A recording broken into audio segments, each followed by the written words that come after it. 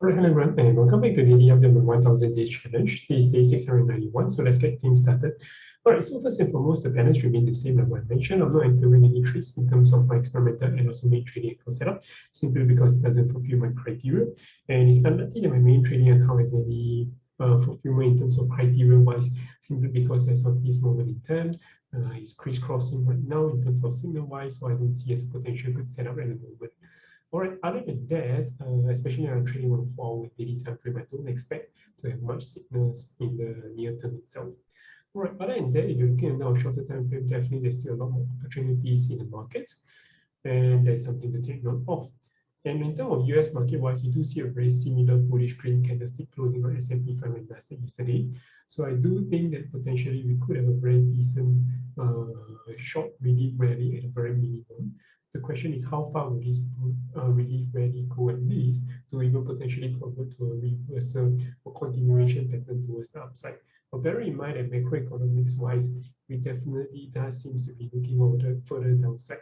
But bearing in mind, in my humble opinion, is the fact that at the end of the day, in order for you to create a large sell-off pressure itself, you need a massive amount of people selling it.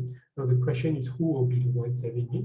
And yeah, that will be a very big question. Without a doubt, I do think that there could be a lack of liquidity, but definitely you still need the sell-off pressure to come from someone, someplace, or a group of people in that sense, or even the herd mentality to do the sell-off in a particular manner.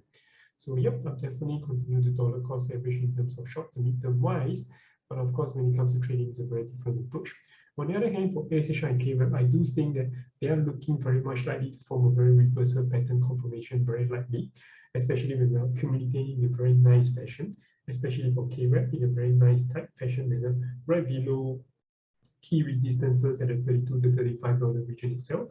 And then for ASHR, we're accumulating right near the resistance at $34 region itself, which we definitely do want to break as well. So if both of it break on a coherent basis on the very same day or very same week at least, together with volume confirmation wise or in terms of the volatility wise, a very large green bullish candlestick that could indicate a very clear confirmation of reversal pattern, and following which I think that on the weekly chart will show that, and then thereafter on the daily chart we could translate in terms of the bullish momentum reversal from China equity market itself. All right, other than that, in terms of Bitcoin wise, I do think that we could have a small decent relief rally just as well, even though we did form an inverted green hammer candlestick. So by nature itself, the inverted green hammer candlestick is bearish in nature, but bearing in mind that this form near towards the bottom itself will have a very different or slightly different context. It is less bearish in a sense simply because it does show that there's actually a lack of selling pressure instead of the selling pressure picking up when you're looking at this from a top perspective. So this is something that varies very much in terms of how candlesticks are formed. The context of it is formed that is different depending on where it appears from.